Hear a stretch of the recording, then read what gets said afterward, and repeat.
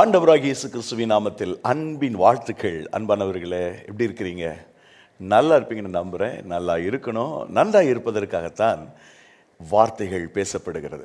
ஒருவேளை நீங்கள் யதார்த்தமாக இந்த செய்தியை பார்க்க நேர்ந்தால், ஒருவேளை தொலைக்காட்சியில் பார்க்கலாம், இல்லைன்னா யூடியூப் வழியாக பார்க்கலாம், ஏதாவது ஒரு விதத்தில் நீங்கள் இந்த செய்திகளை பார்க்க நேர்ந்தால், இது உங்களுக்காகவே ஆண்டவர் பேசுகிற வாக்கு என்பதை நீங்கள் நம்புங்கள். ஏனென்றால் தேவனுடைய வார்த்தைகள் பிரசங்கிக்கப்பட்டு கொண்டே இருக்கிறது. பல தருணங்களில் நமக்காக பேசப்படுகிற வார்த்தைகள் உண்டு. நான் நம்புகிறேன், ஆண்டவர் இந்த நிகழ்ச்சியை பார்க்கிற உங்களுக்காக இந்த வார்த்தையை பேசுகிறார். என் வாழ்க்கை முழுசும் நான் மிகவும் குறைந்து போனேன். பெரிய அளவில் நான் சுபிட்சம் அடைந்ததில்லை. நான் குன்றி போகிற நிலையில்தான் இது நாள் வரை இருந்திருக்கிறேன். என்னுடைய வாழ்க்கையில் மிகவும் கசந்த அனுபவங்கள் உண்டு. நான் இழந்தவைகள் ஏராளம். என் தோல்விகளை சொல்லிக்கொண்டே இருக்கலாம். அத்தனை முறை நான் தோல்வி அடைந்திருக்கிறேன். என் வாழ்க்கை முழுவதும் தோல்விகள், அவமானங்கள் என்ற நிலையில் இருக்கிறவர்களுக்கு கர்த்தர் இன்றைக்கு கொடுக்கிற வாக்குத்தத்தம் என்ன தெரியுமா? ஆதியாகம புத்தகம் 17ஆம் அதிகாரம் 2வது வசனம். நான் உன்னை திரளாய் பெருக பண்ணுவேன். ஆண்டவர் சொல்லுகிறார், நான் உன்னை பெருக பண்ணுவேன் என்று. அன்பான தேவனுடைய பிள்ளைகளே, தேவன் நம்மை ஆசீர்வதிக்கின்றவர். அவரை நம்புகிற மக்கள் அல்லது இயேசு கிறிஸ்துவை பின்பற்றுகிற பிள்ளைகளை அவர் பெருக பண்ணுகிறார். எல்லா விதத்திலும் தேவனாகிய கர்த்தர் உங்களை பெருக பண்ணுவார். இந்த வசனத்தின் அடிப்படையில் அவனுடைய அந்த பின் சந்ததிகளுடைய எண்ணிக்கை என்பதோடு மாத்திரமல்ல, அவனுடைய பொருளாதாரத்தில், அவனுடைய சுகத்தில், அவனுடைய ஆரோக்கியத்தில், எல்லா விதத்திலும் ஒரு பெருக்கம் ஆபிரகாமுக்கு இருந்தது. 24வது அதிகாரம் ஆதியாகமம் 1 வசனத்திலே பார்த்தால், ஆபிரகாமை சகல காரியத்திலேயும் கர்த்தர் ஆசீர்வதித்தார். அதாவது அவனை பெருக பண்ணினார். அந்த அதிகாரத்தினுடைய 35வது வசனம் சொல்லுகிறது, திரளான வேலைக்காரிகள் இருக்கிறாங்க, ஆடு மாடுகள் இருக்கின்றன, ஒட்டகம் இருக்கின்றன, என்னுடைய எஜமானன் சீமானாய் இருக்கிறார் என்று எலியாசர் சொல்லுகிறார். ஆகவே நம்முடைய ஆண்டவர் நம்மை பெருக பண்ணுகிறவர். ஒருவேளை நீங்கள் குன்றி போய் இருக்கலாம், வாழ்க்கையில் மிகவும் குறைந்து போன நிலையில் இருக்கலாம்.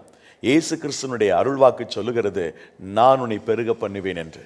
நான் உன்னை பெருக பண்ணுவேன், நீ ஆசீர்வதிக்கப்படுவாய். என்னுடைய ஆசீர்வாதம், என்னுடைய மேன்மை, என்னுடைய தயவு, என்னுடைய அந்த மகிமை உன்னை நிரப்பும். நான் உன்னை திரளாய் பெருக பண்ணுவேன் என்று கர்த்தர் சொல்கிறார்.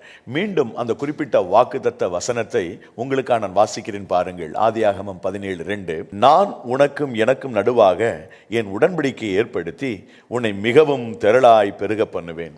உன்னை மிகவும் திரளாய் பெருக பண்ணுவேன் என்பது ஆண்டவருடைய அற்புதமான வார்த்தை. என் அன்பு சகோதர சகோதரிகளே, ஆண்டவராகிய தெய்வம் உங்களை திரளாய் பெருக பண்ணுவார். பெருக பண்ணுகிற கர்த்தர் நம்முடைய கர்த்தர். ஆபிரகாமுக்கு தேவன் இந்த வாக்குத்தத்தத்தை கொடுத்த போது அவன் தனி ஒருவனாக இருக்கின்றான். அவன் தன்னுடைய தேசத்தை விட்டு புறப்பட்டு வந்தான். அவனுடைய இனஜன பந்துகளை விட்டு புறப்பட்டு வந்தான். தன்னுடைய தகப்பனை விட்டு, தகப்பன் வீட்டாரை விட்டு, அவன் எல்லாவற்றையும் விட்டு வந்தான். இடையில் தன்னை தொடர்ந்து வந்த தன்னுடைய சகோதரனுடைய குமாரனையும் கூட விட்டு விட்டான். அப்படிப்பட்ட நிலைமையில கர்த்தர் சொல்லுகிறார், நான் உன்னை பெருக பண்ணுவேன் என்று சொல்கிறார். நான் உன்னை பெருக பண்ணுவேன், நான் உன்னை ஆசீர்வதிப்பேன் என்று சொல்லுகிறார். அப்படியே கர்த்தர் ஆபிரகாமை இன்றைக்கு வரைக்கும் ஆபிரகாமை கர்த்தர் நினைவு கூர்ந்து, ஆபிரகாமோடு தேவன் தான் செய்த உடன்படிக்கை நினைவு கூர்ந்து இன்றைக்கு வரைக்கும் அவனுடைய சந்ததிகளை பெருக பண்ணுகிறார். இயல்பாய் சொல்லுவார்கள், ஆபிரகாமுடைய சந்ததிகள் 3 சந்ததிகள், பிரத்யேகப்படுத்தப்பட்ட சந்ததிகள் இந்த பூமியில் இருக்கின்றார்கள். 3 பிரதானமான சந்ததிகள். ஒரு சந்ததி யூத சந்ததி. அவர்கள் ஆபிரகாமை முற்பிதாக்களில் முதன்மையானவராக கருதி அவர்கள் பின்பற்றுகிறார்கள். ஆபிரகாமுடைய மக்கள் நாங்கள் என்று சொல்லிக் கொள்வதிலே அவர்களுக்கு மிகப்பெரிய சந்தோஷம், மன மகிழ்ச்சி. அவர்கள் உலகம் முழுவதும் சிதறடிக்கப்பட்டிருக்கிறார்கள். They were scattered around the world. உலகம் முழுவதும் அவர்கள் சிதறடிக்கப்பட்டிருக்கின்றார்கள். அமெரிக்காவில் போனால் அங்கே யூதர்கள் இருக்கிறார்கள். இங்கிலாந்தில் போனால் அங்கே யூதர்கள் இருக்கிறார்கள். ஏன் இந்தியாவிலும் கூட தென்பகுதிகளிலே, கேரளா மற்றும் தமிழகத்தினுடைய தென்பகுதிகளிலே யூதருடைய அந்த சாயலை நாம் பார்க்க முடியும். அவர்கள் இருந்தார்கள், சில இன மக்களோடு கலப்பினமாய் மாறினார்கள் என்றெல்லாம் சொல்லப்படுகிறது. வரலாற்று பதிவுகள் சொல்கின்றன. உலகமெங்கிலும் அவர்கள் சிதறடிக்கப்பட்டிருக்கிறார்கள். ஆபிரகாமுடைய அந்த சந்ததிகளிலே முதன்மையான சந்ததியாக யூத சந்ததி கருதப்படுகிறது. உலகமெங்கிலும் அவர்கள் சிதறடிக்கப்பட்டிருக்கிறார்கள். அமெரிக்க ஐக்கிய தேசத்தில் வங்கிகள் அத்தனையுமே யூதருடைய கரங்களில் இருக்கிறது. மிகப்பெரிய வர்த்தகத்தை, உலகளாவிய விதத்தில் மிகப்பெரிய வர்த்தகத்தை அவர்கள் தான் செய்கிறார்கள். அவர்கள் கொஞ்சம் பேர் என்ற போதிலும் உலகமெங்கிலும் அவர்கள் இருக்கின்றார்கள். ஜெர்மனியில், ஐரோப்பிய தேசங்களில் அவர்கள் இருக்கின்றார்கள். பல்வேறு நாடுகளிலே அவர்கள் இருக்கின்றார்கள். அப்படிப்பட்ட நாடுகளிலிருந்து தான் அவர்கள் அமெரிக்கா கண்டுபிடிக்கப்பட்ட பிறகு குடிபெயர்ந்தார்கள். குறிப்பாக ஸ்பெயினில் 15ஆம் நூற்றாண்டுகளில் கொடுமையான ராணி இசபெல்லா மூலம் நிறைய பேர் மரித்து போனார்கள் யூதர்கள். எஞ்சி இருக்கிறவர்களான் பிரயாணப்பட்டு அவர்கள் அமெரிக்க தேசத்திற்கு வந்தார்கள். அங்கே வந்து தங்களுடைய புதிய வாழ்க்கை துவங்கினார்கள். எங்கெல்லாம் யூதர்கள் இருக்கிறார்களோ அங்கெல்லாம் அவர்கள் செல்வச் செழிப்போடும் இன்றைக்கும் வாழ்கிறதை நாம் பார்க்கிறோம். இதில் மாற்று கருத்துடையவனாக இருந்தவன் தான் ஹிட்லர். நிறைய லட்சக்கணக்கான யூதர்களை ஐரோப்பிய தேசங்களிலே கொன்று குவித்தான். ஒரு முறை நான் ஜெர்மனி தேசத்துக்கு சென்றபோது என்னுடைய நண்பர் ஒருவர் அந்த காலங்களிலே யூதர்களை சிறைக்குள் அடைத்து வைத்து விஷவாயுக்களை அனுப்பி கொன்ற அந்த இடத்தை எனக்கு காண்பித்து கொடுத்தார். எத்தனை கொடூரம்! அப்படி இறந்தவர்கள் லட்சக்கணக்கான யூதர்கள். இந்த போதிலும் யூதர்கள் உலகமெங்கிலும் வியாபித்து இருக்கின்றார்கள். அவர்கள் நவீன உலகத்தினுடைய கண்டுபிடிப்பாளர்களாகவும் இருக்கின்றார்கள். கிட்டத்தட்ட 100க்கும் அதிகமான பேர் நோபல் பரிசு பெற்றிருக்கிறார்கள் இந்த யூத மார்க்கத்தை சார்ந்தவர்கள். இரண்டாவது ஆபிரகாமுடைய மிகப்பெரிய சந்ததி விசுவாச சந்ததியாக இருக்கிற கிறிஸ்தவர்கள். இவர்கள் ஹீதன் பீப்புளாக இருக்கலாம், புறையின மக்களாக இருக்கலாம். ஆனால் கர்த்தர் ஆபிரகாமுக்கு வாக்கு கொடுத்திருக்கிறார். கிறிஸ்துவை விசுவாசிக்கிற அத்தனை பேரும் ஆபிரகாமுடைய சந்ததியில் என்று கருதப்படுவார்கள். இதை கலாத்தியர் 3ஆம் அதிகாரம் சொல்லுகிறது. அதே போல ரோமர் 4ஆம் அதிகாரம் சொல்லுகிறது. யாரெல்லாம் கிறிஸ்துவை விசுவாசிக்கிறார்களோ அவள் அத்தனை பேரும் ஆபிரகாமுடைய சந்ததியினர் தான். ஆபிரகாமுடைய சந்ததிகள் ஆபிரகாமுடைய வாக்குத்தத்தத்துக்கு உரிமையானவர்கள். ஆகவே கிறிஸ்தவர்கள் என்ன சொல்லுகிறார்கள்? ஆபிரகாமை எங்கள் விசுவாசத்தின் தகப்பன் என்று சொல்லுகிறார்கள். ஆகவே இந்த உலகத்திலே பெரும்பகுதியான தேசங்களிலே நிலப்பரப்புகளில் இருக்கிறவர்கள் கிறிஸ்தவர்கள் என்று அழைக்கப்படுகிற ஆபிரகாமுடைய விசுவாச சந்ததியினர் தான்.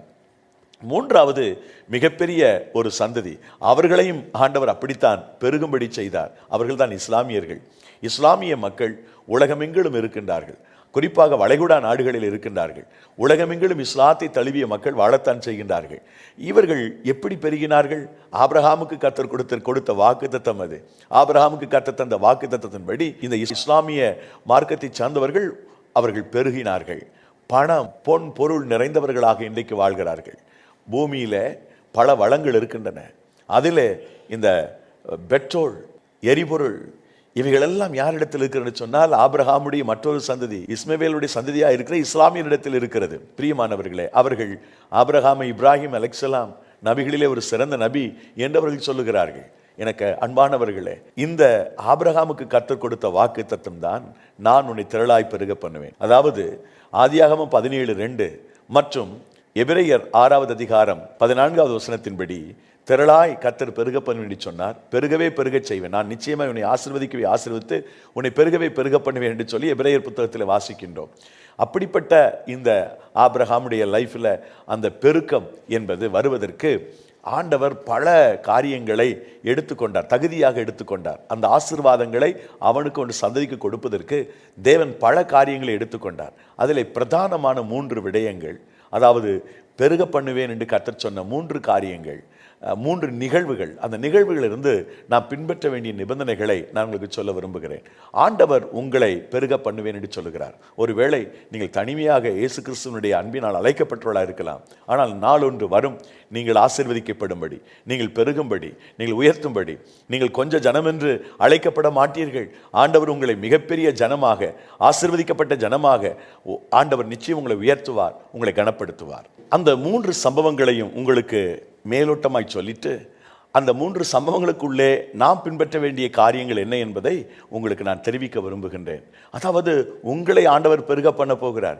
நீங்கள் குன்றி போகிறதில்லை, நீங்கள் தோற்று போகிறதில்லை, நீங்கள் ஆசீர்வதிக்கப்பட வேண்டும் என்பதுதான் தேவனுடைய திட்டமும் நோக்கமும். நிச்சயமாக தேவனாய் கர்த்தர் உங்களை ஆசீர்வதிப்பார், உங்களை கனப்படுத்துவார், உங்களை உயர்த்துவார். அதில் மாற்று கருத்து இல்லை. ஆண்டவருடைய அந்த பேர் ஆசீர்வாதத்தை, ஆண்டவருடைய அந்த மிகப்பெரிய நன்மையை ஆண்டவர் உங்களுடைய வாழ்க்கையில் காண்பிக்க விரும்புகிறார். நீங்கள் ஆசீர்வதிக்கப்பட போகிறீர்கள். ஸோ இதே வாக்குத்தத்தம், அதாவது நான் பெருக பண்ணுவேன் என்று சொன்ன வாக்குத்தத்தம் பல்வேறு இடங்களில் இருந்த போதிலும் இந்த 3 காரியங்களை மாத்திரம் நான் உங்களுக்கு சொல்ல விரும்புகிறேன். இதே போல, அதாவது திரளாய் பெருக பண்ணுவேன் என்று சொன்னது போல 3 சந்தர்ப்பங்களிலே ஆபிரகாமுக்கு அதே வாக்குத்தத்தத்தை சொன்னார். அந்த நிகழ்விலிருந்து தான் நாம் பார்க்க போகிறோம். முதலாவது, தன்னுடைய சொந்த சகோதரனை விட்டு ஆபிரகாம் பிரிந்த போது, தன் சொந்த சகோதரனை விட்டு பிரிந்த போது அல்லது விட்டு கொடுத்த போது தேவன் ஆபிரகாமை பார்த்து, நான் உன்னை பெருக பண்ணுவேன் என்று சொன்னார். ஆபிரகாமுக்கு தான் வாக்குத்தத்தம்.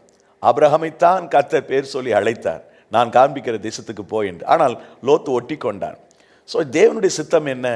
லோத்துவை விட்டு பிரிந்து வாழ்வது தான், பிரிந்து இருப்பது தான். ஒரு செப்பரேஷன் லைஃப், ஒரு வேறு பிரிக்கப்பட்ட ஒரு வாழ்க்கை ஆபிரகாமுக்கு இருக்க வேண்டும். அந்த வேறு பிரிக்கப்பட்ட உடனே ஆபிரகாம் அந்த ஆசீர்வாதத்தை, அந்த ஆசீர்வாதமான வாக்கை முதல் முறையாக பெறுகிறார். ஆதியாகமம் 12ஆம் அதிகாரத்திலே நாம் பார்க்கிற போது, நான் உன்னை பெரிய ஜாதியாக்குவேன் என்றவர் சொன்ன போதிலும் பெருக பண்ணுவேன் என்ற வார்த்தை மிக முக்கியமானது.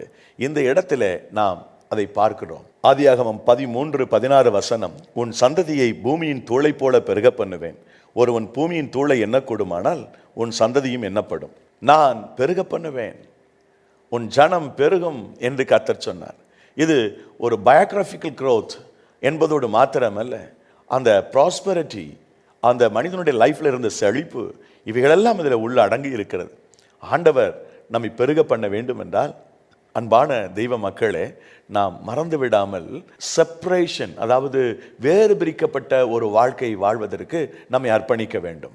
நீங்கள் கிறிஸ்துவினுடையவர்கள், நீங்கள் தேவனுடையவர்கள், தேவனுடைய மக்கள், ஆண்டவருடைய ஜனம்.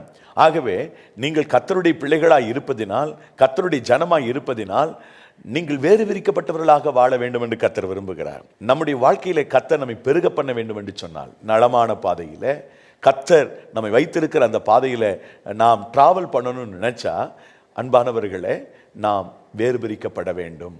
ஆண்டவர் சொன்னார், பிழையாமின் மூலமாக கர்த்தர் சொன்ன வாக்குத்தத்தம் 23:9 என்னாகமத்திலே சொல்லப்பட்டிருக்கிறது. என் ஜனங்கள் ஜாதிகளோட கலவாமல் தனியே வாசமாய் இருப்பார்கள். என் ஜனங்கள் ஜாதிகளோடு கலந்திருக்க மாட்டார்கள், தனியே வாசமாய் இருப்பார்கள். முன்னே நான் சொன்னது போல ஆதியாகமம் 12ஆம் அதிகாரத்தில் ஆபிரகாமை கர்த்தர் அழைத்தார். ஆபிரகாமை மாத்திரம்தான் அழைத்தார். ஆனால் அவன் கூட பலரை அழைத்து கொண்டு வந்தான். அதில் நிறைய சிக்கல் இருக்கிறது அன்பானவர்களே, நிறைய சிக்கல் இருக்கிறது. எனக்கு வாக்குத்தத்தம் எனக்குரியது. ஆகவே எனக்குரிய வாக்குத்தத்தத்தை நான் பிடித்து கொண்டு ஆண்டவர் என்ன சொல்லுகிறாரோ அதை நான் பின்பற்ற வேண்டும். ஆனால் அவன் தன்னுடைய இரத்த சம்பந்த உறவுகளோடு கூட தான் பயணம் செய்ய துவங்குகிறான். அப்படி பயணம் செய்கிற போது அவனுடைய சகோதரனுடைய மகன் லோத்துவும் அவனை பின்தொடர்ந்தான். இப்போ லோத்துவை விட்டும் ஆபிரகாம் பிரிய வேண்டும், அந்த வேறு பிரிக்கப்பட்ட ஜீவிதம் வேண்டும். அப்பொழுதுதான் குமாரனுக்கு உரிய அந்த சுதந்திரத்தை பிதாவாகிய தேவன் கொடுக்க முடியும். நீங்கள் 2 கொரிந்தியர் புஸ்தகம் 6ஆவது அதிகாரம் 17-18 வசனங்களை பாருங்கள். அந்த குமாரனுக்குரிய சுதந்திரத்தை நாம் பெற்றுக்கொள்ள வேண்டுமானால் நாம் அவர்களை விட்டு பிரிந்திருக்க வேண்டும் என்று வேதம் சொல்லுகிறது. ஆகவே அந்த செப்பரேஷன் இல்லை அப்படின்னு சொன்னா அங்கே ஒரு பெருக்கம் இருக்காது, அங்கே ஒரு விசாலம் இருக்காது, அங்கே ஒரு ஆசீர்வாதம் இருக்காது. ஆகவே தேவனாய் கர்த்தர் உங்களை பெருக பண்ணுவேன் என்று சொல்லுகிறார். நீங்கள் பெருகுவீர் என்று கர்த்தர் சொல்கிறார். அப்படியானால் நீங்கள் ஒரு வேறு பிரிக்கப்பட்ட ஒரு வாழ்க்கை, வேறு பிரிக்கப்பட்ட ஒரு ஜீவிதம் செய்தே ஆக வேண்டும். அன்பானவர்களே, ஒரு முறை யவீர் என்கிற ஒரு மனிதன், ஜப ஆலய தலைவன், இயேசுனுடைய பாதத்தில் விழுந்து மன்றாடி இயேசுவை தன்னுடைய வீட்டிற்கு அழைக்கிறான். ஏனென்றால் அவனுடைய ஒரே மகள் மரண படுக்கையில் விழுந்து கிடக்கிறாள். இயேசு வந்து தொட்டுட்டா சுகமாகும்னு நம்புறான். அப்படி இயேசுவை அழைத்து கொண்டு வருகிற வழியில வீட்டை நெருங்கி வருகிற பொழுது அவனுடைய வீட்டிலிருந்து சிலர் ஓடி வருகிறார்கள். ஐயா, எஜமானனே, போதகரை வருத்தப்படுத்த வேண்டாம், ஏனென்றால் உம்முடைய குமாரத்தி மரித்து போனாள் என்று ஒரு அபசெய்தியை சொல்லுகிறார்கள். சுக செய்திக்காக இயேசுவை அழைத்து கொண்டு வருகிற யவீரு ஒரு அபசெய்தியை அவன் கேட்கின்றான். ரொம்ப கஷ்டம். அப்பொழுது இயேசு அவனை பார்த்து, விசுவாசம் உள்ளவனாயிரு, அப்பொழுது அவள் ரட்சிக்கப்படுவாள், பயப்படாதே என்று அவனை தேற்றுகிறார். ஒரே சந்தோஷம். அவன் அங்கே அவனுடைய உணர்வுகள் பதிவு செய்யப்படாவிட்டாலும் இயேசு சொன்ன வார்த்தையை நம்பி அவன் இயேசுவை அழைத்து கொண்டு போனான். இயேசு பாருங்கள், தன்னோடு இருக்கிற சீடர்களுக்கு கூட கொஞ்சம் ஃபில்டர் பண்றார். கொஞ்சம் அவிசுவாசம் உள்ள, குழப்பம் உள்ளவர்களை வெளியில் நிறுத்தி விடுகிறார். கிட்டத்தட்ட ஒரு 9 பேரை வெளியில் நிறுத்திவிட்டு 3 பேரை மாத்திரம், கொஞ்சம் துடுக்கானவர்கள், நம்பிக்கையுள்ளவர்கள், பேதுரு, யோவான், யாக்கோபு, 3 பேரை அழைத்து கொண்டு வீட்டுக்குள் போகிறார்.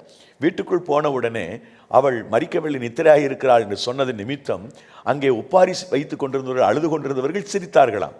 வேடிக்கையாக இருக்கிறது. அழுகிறவர்கள் சிரிக்கக்கூடிய விதத்தில் இயேசு எப்படி ஒன்றும் ஜோக்லாம் சொல்லலை, அவர் சீரியஸாக பேசுகிறார். ஆனால் சிரித்தார்கள். சிரித்தவர்கள் இங்கே இருக்க லாயக்கு இல்லை, எல்லாம் வெளியில் போங்கன்ட்டார் ஆண்டவர். சிரித்தவர்களாம் வெளியில் அனுப்பின பிறகு அங்கே ஒரு மிகப்பெரிய ஆனந்தமும் மகிழ்ச்சியும் உண்டானது. சிறுவன் கையை பிடித்து தளி தகுமி என்று இயேசு சொன்ன மாத்திரத்தில் அவள் எழும்பினாள், அமர்ந்தாள். இந்த இடத்துல ஒரு அற்புதம் நடப்பதற்கான காரணம் என்ன? ஒரு செப்பரேஷன் அங்கே தேவைப்பட்டது. அவிசுவாசம் உள்ள பிள்ளைகள், விசுவாசத்தில் குறைந்தவர்களை வைத்துக்கொண்டு அற்புதங்களை செய்ய முடியாது, மாற்றங்களை கொண்டு வர முடியாது, ஒரு பெருக்கத்தை பார்க்க முடியாது. பழைய ஏற்பாட்டு புத்தகத்தில் ஒரு பெரிய பஞ்சம் வந்தபோது ஒரு மனிதன் வானத்தின் மதகுகளை திறந்தால் கூட இவ்வளவு நீ சொன்னது நடக்காது, அதாவது வார்கோதுமை இவ்வளவுக்கு விற்கும், கோதுமை இவ்வளவுக்கு விற்கும் என்ற தீர்க்க தரிசனம் சொல்லுகிறார் தீர்க்கதரிசி. அதை அவன் ஏற்றுக்கொள்ளவில்லை. நம்பாததுனால அவன் அந்த ஆசீர்வாதத்தை அனுபவிக்க முடியல, அவன் மரித்து போய் விடுகிறான். அதை தீர்க்கதரிசி சொல்லுகிறான், நீ பாப்ப அதை, ஆனால் நீ அதை அனுபவிக்க மாட்ட, இறந்து போவேன்னு சொல்கிறான். இதை ராஜாக்கள் புஸ்தகத்தில் நீங்கள் பார்க்க முடியும். ஆகவே தேவன் மேல் நாம் நம்பிக்கை வைக்க முடியாதபடி நம்முடைய வாழ்க்கையில் தடையாக இருக்கிறவைகள் வந்து இந்த உலகத்தினுடைய உறவுகள், இந்த உலகத்தினுடைய பிடிப்பு, இதிலிருந்து நாம் செப்பரேட் பண்ணப்படுகிற போது தான் நமக்குள்ளே ஒரு மிகப்பெரிய ஒரு வளர்ச்சியை, மிகப்பெரிய ஒரு பெருக்கத்தை, ஒரு மாற்றத்தை நாம் பார்க்க முடியும். இரண்டாவது ஒரு நிகழ்வு என்ன? ஆபிரகாமுடைய லைஃப்பில் அதே வாக்குத்தத்தத்தை கர்த்தர் சொல்கிறார். எங்கே சொல்லுகிறார் என்றால், இஸ்மவேலுக்காக ஆபிரகாம் ஜெபித்த போது 17வது அத்தியாயம் ஆதியாகமம் 20வது வசனம், இஸ்மவேலுக்காகவும் நீ செய்த விண்ணப்பத்தை கேட்டேன், நான் அவனை ஆசீர்வதித்து அவனை மிகவும் அதிகமாய் பழுகவும் பெருகவும் பண்ணுவேன், அவன் 12 பிரபுக்களை பெறுவான், அவனை பெரிய ஜாதியாக்குவேன், அவனை பெருக பண்ணுவேன். இஸ்மவேலுக்காக அவன் வேண்டுதல் செய்த போது கர்த்தர் கொடுத்திருக்கிற வாக்கு தத்தம் அது, நான் அவனை பெருக பண்ணுவேன். இதே வாக்கு தத்தத்தை அந்த இஸ்மவேலுடைய தாய்க்கும் கர்த்தர் கொடுத்தார். 16:10 ஆதியாகமத்தில் அதை நாம் பார்க்க முடியும். வாக்கு தத்தத்தை கர்த்தர் கொடுத்தார், பெருக பண்ணுவேன் என்கிற வாக்கு தத்தம். ஸோ இந்த வாக்கு தத்தத்தை ஆபிரகாம் பெறுவதற்கு அவன் ஜெபிக்கக்கூடியவனாக இருந்தான், விண்ணப்பிக்கின்றவனாக இருந்தான். தேவனை நோக்கி விண்ணப்பிக்கின்ற எல்லா மனிதனுடைய லைஃப்லையும் ஒரு பெரிய பெருக்கம் இருக்கும், ஒரு எஸ்டாப்ளிஷ்மெண்ட் இருக்கும். கர்த்தர் அவனுடைய எல்லை விசாலமாக்கி கொடுப்பார், அவனை விருத்தி அடைய பண்ணுவார். என் பிரிய சகோதர சகோதரிகளே, உங்கள் வாழ்க்கையில், உங்களுடைய ஜீவிதத்தில் நீங்கள் ஆசீர்வதிக்கப்பட வேண்டுமானால், உயர்த்தப்பட வேண்டுமானால், கனப்படுத்தப்பட வேண்டுமானால், நீங்கள் பெருக வேண்டுமானால், நீங்கள் ஜெபிக்கிறவர்களாக மாறுங்கள், மன்றாடுகிறவர்களாக மாறுங்கள். என்னுடைய தாயினுடைய தாயார், அவர்களுக்கு முன்னே இருந்த பெரியவர்கள் நல்ல விசுவாசம் உள்ளவர்களாக இருந்தார்கள். ஆனால் என்னுடைய தாயின் தந்தையை திருமணம் செய்த பிறகு ஆழமான ஒரு கிறிஸ்தவ வாழ்க்கை இல்லை. ஏனென்றால் என் தந்தை ஒரு இந்து மார்க்கத்தை சார்ந்தவர், கூடுதலாக அவர் கடவுள் மறுப்பு கொள்கை சார்ந்தவர். ஆனால் என்னுடைய பாட்டிக்கு முன்னே இருந்தவர்கள், அவர்கள் கொண்டிருந்த விசுவாசம், அவர்கள் கொண்டிருந்த நம்பிக்கை, அவர்கள் செய்த ஜெபம், அந்த மன்றாட்டு, இவைகள் தான் எங்களுடைய வாழ்க்கையில் மிகப்பெரிய ஒரு மாற்றத்தை கொண்டு வந்தது. எங்களுடைய வாழ்க்கையில் ஒரு ஆசீர்வாதத்தை பெறுவதற்கு, ஒரு பெருக்கத்தை கொடுப்பதற்கு அந்த பெற்றோருடைய அந்த மன்றாட்டு, அந்த மூதையார்களுடைய மன்றாட்டு மிக அவசியம். நம்முடைய வாழ்க்கையில் நாம் நம்முடைய பிள்ளைகளுக்கு ஜெபிக்க மறக்க வேண்டாம். நாம் செய்கிற ஜெபம் ஒரு பெரிய ஒரு விசாலத்தை கொடுக்கும், ஒரு விருத்தியை கொடுக்கும், ஆசீர்வாதத்தை கொடுக்கும். அன்பானவர்களே, பல்வேறு தருணங்களிலே நாம் அதை உணர்கிறோம். சில குடும்பங்களை நான் கவனித்திருக்கிறேன். ஒரு மனிதன் ரட்சிக்கப்பட்டிருப்பார், அவர் தன்னுடைய முழு குடும்பத்துக்காக ஜெபம் பண்ணியிருப்பார். கொஞ்ச நாள் கழித்து பார்த்தீங்கன்னு சொன்னால் ஒரு பெரிய கூட்டம் இயேசு கிறிஸ்துவை சொந்த இரட்சகராக ஏற்றுக்கொண்டிருப்பார்கள். என்னுடைய அருமையான ஒரு உறவினர் சங்கரங்கோவில் என்ற பகுதியில் இருக்கிறார்கள். அவருடைய மூதையார் ஒரே ஒரு மனிதன் அந்த கிராமங்களிலே இயேசு கிறிஸ்துவை அவர் ஏற்றுக்கொண்டிருக்கிறார். அந்த குடும்பம் பாருங்கள், இன்றைக்கு பெரிய ஆசீர்வாதத்தோடு பல்வேறு வெளி தேசங்களிலே வாழ்கிறார்கள், நல்ல உத்தியோகங்களில் இருக்கிறார்கள். அவர்களை ஆண்டவர் தழைக்க பண்ணினார், செழிக்க பண்ணினார். ஒரு வம்சத்தில் ஒரு மனிதனை தெரிந்து கொண்டு அவனை ஆசீர்வதிக்கின்றார். காரணம், அவர்கள் தேவனோடு ஜெபிக்கின்றார்கள். குறிப்பாக தமிழகத்தின் தென்பகுதிகளிலே மிஷனரிகள் நிறைய பேர் வந்து அங்கே பணி செய்தார்கள். அவர்கள் ஒரு கிராமத்தில் சென்று அவர்கள் செய்த ஜெபம்தான் இன்றைக்கு பின் சந்ததிகள், அதாவது அந்த மிஷனரிகள் ஜெபித்த ஜெபத்திற்கான பலனை இன்றைக்கு ஒவ்வொரு கிராமத்தில் இருக்கிற மக்கள் அனுபவிக்கிறதை பார்க்கின்றோம். மறந்து விடாதிருங்கள், ஜெபம் செய்கிற போது நம்முடைய வாழ்வினுடைய எல்லைகளை கர்த்தர் பெரிதாக்குகிறார். நம்முடைய குடும்பத்திற்காக, நம்முடைய பிள்ளைகளுக்காக, பிள்ளைகளின் பிள்ளைகளுக்காக தயை கூர்ந்து நாம் மன்றாடுவோம், ஜெபம் செய்வோம். கர்த்தர் நம்முடைய ஜெபத்தை கேட்டு, நம்முடைய விண்ணப்பத்தை கேட்டு நம்மை ஆசீர்வதிப்பார், நம்மை கனப்படுத்துவார். என் பிரிய சகோதர சகோதரிகளே, இந்த நாள் உங்களுக்குரிய நாள், உங்களுக்கான நாள். ஆண்டவர் உங்களுக்காக சொல்லுகிறார், என் பிள்ளையே, என் மகனே, மகளே, நான் உன்னை பெருக பண்ணுவேன். நீங்கள் ஜெபம் பண்ணுங்கள், ஜெபம் பண்ணுங்கள். தரித்திரத்துக்கு நடுவில் இருக்கலாம், ஜெபம் பண்ணுங்கள், விடாதிருங்கள். போராட்டம் இருக்குது, கடன் பிரச்சனை இருக்குது, விடாதீங்க, ஜெபம் பண்ணுங்க. ஆண்டவருடைய ஜெபத்தை கேட்டு உங்களை குன்றி போக விட மாட்டார், உங்களை மிக பெருக பண்ணுவார், நீங்கள் ஆசீர்வதிக்கப்படுவீர்கள். மூன்றாவது ஒரு நிகழ்வு என்னன்னு சொன்னா, இந்த ஆபிரகாம் தேவனுக்கு பயப்படும்படி அவன் செயல்பட்டான். இதை குறித்து நாம் ஆதியாகம புஸ்தகம் 22ஆம் அதிகாரம் 17வது வசனத்திலே வாசிக்கின்றோம். நான் உன்னை ஆசீர்வதிக்கவே ஆசீர்வதித்து உன் சந்ததியை வானத்து நட்சத்திரங்களைப் போலவும் கடற்கரை மணலைப் போலவும் பெருகவே பெருக பண்ணுவேன் என்றும், உன் சந்ததியார் தங்கள் சத்துருக்களின் வாசல்களை சுதந்திரித்துக் கொள்வார்கள் என்றும் அங்கே கர்த்தர் உனக்கு வாக்கு கொடுக்கிறார். பெருகவே பெருக பண்ணுவேன். எந்த சந்தர்ப்பத்திலேன்னு பார்த்தா, அந்த அதிகாரத்தினுடைய 12வது வசனத்தை நீங்கள் பாருங்கள். அவன் தேவனுக்கு பயந்தவன் என்று ஆண்டவரே சாட்சி கொடுக்கிறார். கர்த்தருக்கு பயப்படுகிற ஒரு மனிதனுடைய வாழ்க்கையில ஒரு பெரிய பெருக்கம் உண்டாகிறது. அவன் வாழ்க்கையில மிகப்பெரிய ஒரு ஆசீர்வாதம் உண்டாகிறது. என் அன்பிற்குரிய சகோதர சகோதரிகளே, உங்கள் வாழ்க்கையில், உங்களுடைய ஜீவிதத்தில் மிகப்பெரிய அளவிற்கான பெருக்கத்தை, ஆசீர்வாதத்தை, உயர்வை ஆண்டவர் தர முடியுமா? நிச்சயம் தர முடியும். ஆண்டவர் உங்களுடைய வாழ்வில ஒரு பெரிய பெருக்கத்தை வைப்பார். உங்களை அவர் ஆசீர்வதித்து உயர்த்துவார். நீங்கள் ஆசீர்வாதமாக இருப்பீர்கள். பாருங்கள், ஆண்டவருடைய மிகப்பெரிய நன்மையை உங்களுடைய கண்கள் காணும். நீங்கள் ஆசீர்வதிக்கப்படும்படி தேவனாய் கர்த்தர் உங்களுக்கு அருள் புரிவார். உங்களுடைய தலையை அவர் உயர்த்துவார், உங்களை அவர் கனப்படுத்துவார். தேவனுக்கு பயந்து வாழ்கிற வாழ்க்கை. கர்த்தருக்கு யாரெல்லாம் பயப்படுகிறார்களோ அவருடைய வாழ்க்கையில குறைவு இருக்காது. அவர்களுடைய லைஃப்ல மிகப்பெரிய ஒரு நிறைவு உண்டாகும். 34ஆம் சங்கீதம் 9வது வசனத்தில் இதனை வாசிக்கின்றோம். அதே போல கர்த்தருக்கு பயப்படுகிற பயம் உள்ளவர்களைத்தான் அவர் அதிகமாய் ஆசீர்வதிக்கிறார் என்று 115ஆம் சங்கீதத்தின் 13வது வசனத்திலே பார்க்கிறோம். 128ஆம் சங்கீதம் 1 வசனம் மற்றும் 4வது வசனத்திலேயும் கூட அதை நான் பார்க்க முடியும். கர்த்தருக்கு பயப்படுகிற ஒவ்வொரு மனிதனுடைய லைஃப்லையும் ஒரு பெரிய எஸ்டாப்ளிஷ்மெண்ட் இருக்கும். அவனை கர்த்தர் ஆசீர்வதிப்பார், அவனுடைய எல்லையை கர்த்தர் விசாலமாக்குவார், அவன் ஆசீர்வதிக்கப்படுவான். யாத்திராகம புஸ்தகம் 1ஆம் அதிகாரம் 17 தொடக்கம் 21 வரை வாசித்து பாருங்கள். கர்த்தருக்கு பயந்த எகிப்திய மருத்துவச்சிகளை கர்த்தர் தழைக்க பண்ணினார், அவர்களை ஆசீர்வதித்தார் என்று மிக அற்புதமாக இந்த வசனங்கள் சொல்லுகின்றன. எனக்கு அன்பானவர்களே, உங்கள் வாழ்க்கையில், என்னுடைய ஜீவிதத்தில் ஆண்டவர் மிகப்பெரிய அற்புதமான மாற்றங்களை, ஆச்சரியமான மாற்றங்களை தேவன் தருகிறார் என்றால் அது மிகையாகாது.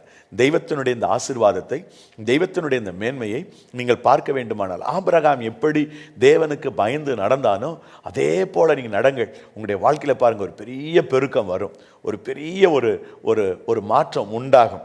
யோபனுடைய வாழ்க்கையை பாருங்கள், எவ்வளவு ஆடுகள், எவ்வளவு மாடுகள், அப்பப்பா எண்ண முடியாத அளவிற்கு அவனுக்கு அந்த ஆசைகள் இருந்தன. 7000 ஆடுகளாம், 3000 ஒட்டகங்களாம். ஒரு ஒட்டகம் மட்டுமே நம்ம வைத்திருக்கிற குடம் இருக்கு பாருங்க, அதில் 30லேருந்து 35 குடம் தண்ணீர் குடிக்கும் ஒரு ஒட்டகம். 3000 ஒட்டகம் இருந்தால் அந்த தண்ணீர் எவ்வளவு அதற்கான வசதி செய்து கொடுக்க வேண்டும். ஒவ்வொரு ஒட்டகம் என்பதும் அந்த காலங்களிலே ஒரு கார் வச்சிருப்பது மாதிரி அவ்வளோ பெரிய வசதி படைத்தவனாக, பெருக்கமுள்ளவனாக இருந்தான். இவ்வளோ பெரிய ஆஸ்தி, இவ்வளோ பெரிய ஐஸ்வர்யம் எதன் அடிப்படையில் அவனுக்கு இருந்தது என்றால், முதல் அதிகாரம் 1 வசனம் சொல்லுகிறது, யோபு உத்தமனும் சன்மார்க்கனும் தேவனுக்கு பயந்து பொல்லாப்பி விட்டு விலகிற மனுஷனுமாய் இருந்தான் என்று.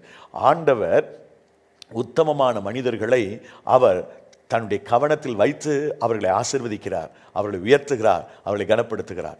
இந்த அருமையான நேரத்தில் ஆண்டவருடைய வாக்கை உங்களுக்கு சொல்லுகிறேன். நீங்கள் பெருகுவீர்கள், நீங்கள் ஆசீர்வதிக்கப்படுவீர்கள், நீங்கள் உயர்த்தப்படுவீர்கள். அந்த பெருக்கத்தை நீங்கள் அடைய வேண்டும் என்பதுதான் என்னுடைய ஆசை. ஆண்டவர்களோடு உடன்படிக்கை பண்ணுகிறார். உங்களுக்கு ஒரு சொல்லுகிறார், என் பிள்ளைகளே, நான் உங்களை திரளாய் பெருக பண்ணுவேன்.